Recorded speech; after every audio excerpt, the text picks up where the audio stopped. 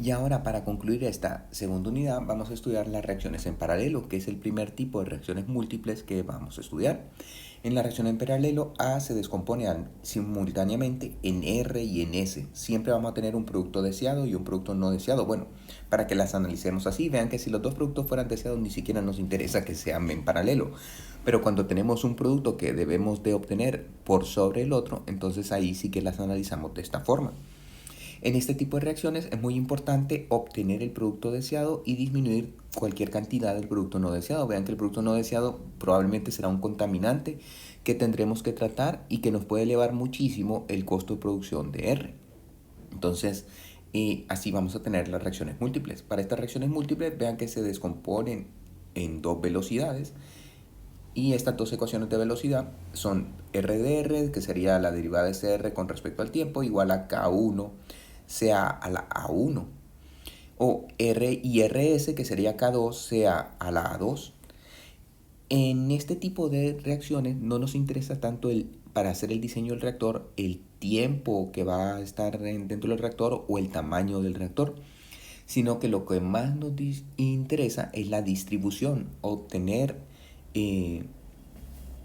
la mayor cantidad del producto deseado por sobre el producto no deseado.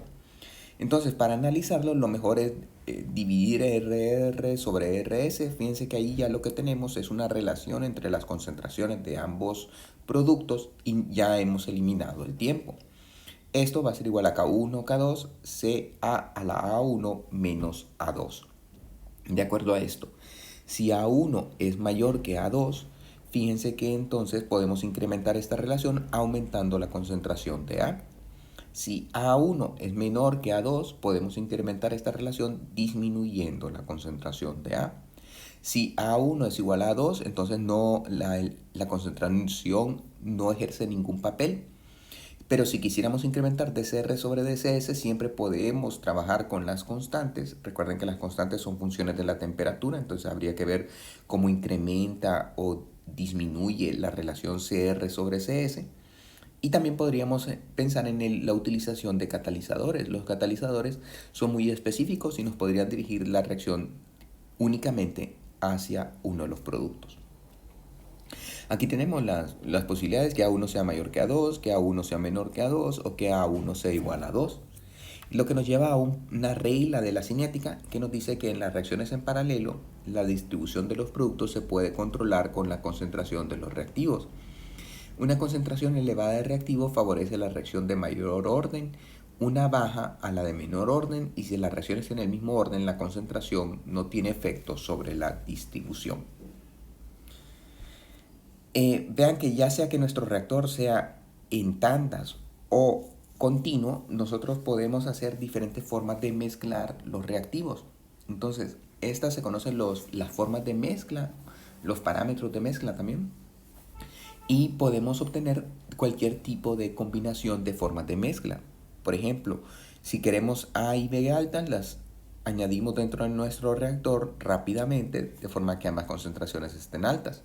Si las quiero ambas lentas, la goteo sobre el disolvente y de esa manera se permanecen lentas, bajas ambas concentraciones. Si las quiero una alta y la otra baja, por ejemplo aquí tengo A que está a elevada concentración y voy goteando B. De esa forma B permanece bajo. O sea que puedo tener cualquier combinación en un reactor a tandas. También en un reactor continuo. Si alimento A y B a elevada concentración, nuestra concentración va a ser elevada dentro del reactor de flujo pistón. Si alimento A a alta concentración y B lo voy añadiendo lateralmente, tendría A a alta concentración y B a bajas concentraciones. Si yo aquí añado A y B sobre el disolvente, entonces tendría A y B en bajas concentraciones en un tanque agitado.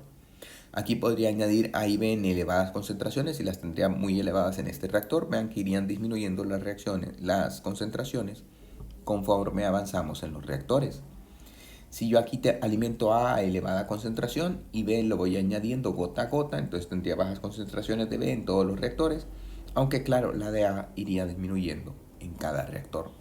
O sea que nosotros podemos mezclar nuestros reactivos de la forma que como querramos, únicamente de lo que nos indique mejor para obtener el producto deseado. Como les decía, en las reacciones múltiples, lo importante es la distribución de los productos. Entonces, para eso se definen dos nuevos parámetros, el rendimiento fraccional instantáneo y el rendimiento fraccional global. El instantáneo es los moles de R que se forman entre los moles de A que reaccionan. Como es instantáneo, es una derivada de DCR, una relación de derivadas de DCR sobre menos DCA.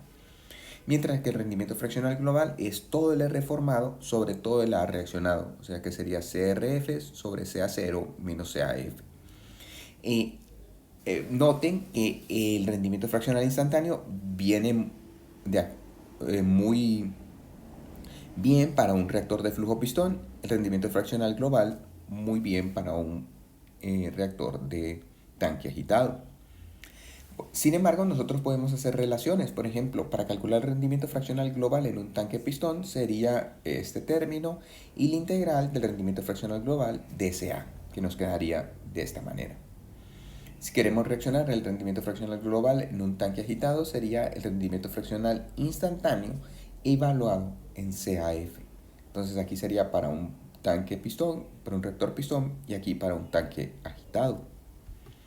También podemos hacer relaciones entre los rendimientos fraccionales globales y de un tanque agitado y de un flujo pistón, o despejarlo aquí para un para un reactor de flujo pistón con respecto a uno de tanque agitado. Para n tanques tendríamos que ir calculando el rendimiento fraccional en cada uno de los tanques. Y también podemos determinar el CRF, que realmente es lo que nos interesa, la cantidad que se nos está produciendo del producto deseado, que sería igual al rendimiento fraccional multiplicado por CA0 menos CAF. Todo esto lo podemos expresar gráficamente, en donde tendríamos que el CRF en un tanque de flujo pistón, tendríamos que es la integral de CA0 a CAF. Entonces sería el área bajo la curva en este caso va a ser el rendimiento fraccional instantáneo. Para el tanque agitado vendría dado por el rectángulo definido por el punto E, en donde este punto E es la intersección entre el rendimiento fraccional instantáneo y CAF. Entonces a partir de ahí trazamos este rectángulo hasta los inicios de los ejes y tendríamos el CRF. Noten que para una curva de esta manera cóncava vamos a tener que es mayor el CR producido en un reactor de flujo pistón que en uno de tanque agitado. Noten que si tenemos varios tanques agitados, entonces el rendimiento en R aumentaría mucho. Como les decía, para una reacción que sea cóncava, nosotros vamos a tener que el rendimiento en R es muchísimo mayor para un flujo pistón que un tanque agitado. Si es cóncava, entonces si es convexa, entonces tendríamos que el rendimiento en un tanque agitado es mayor que el del flujo pistón. Si tenemos un máximo, el máximo se puede utilizar para hacer un cambio de tanque. Entonces aquí tendríamos, vean que si empleáramos solo un reactor de flujo pistón, sería el área bajo la curva.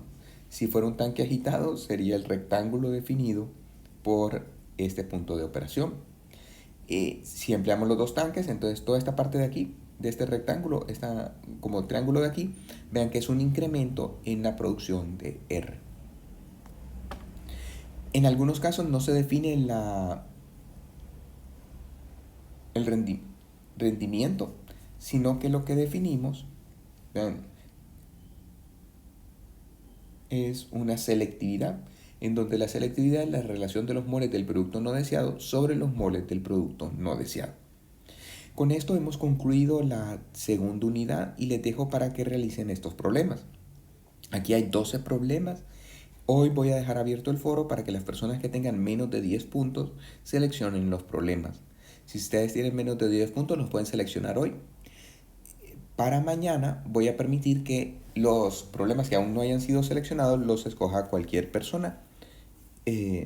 Ya los que tengan más de 10 puntos pueden seleccionar sus problemas, pero hasta hoy. Hoy queda únicamente abierto para los que tengan menos de 10 puntos. Con esto habríamos concluido la segunda unidad. Vean que los envían.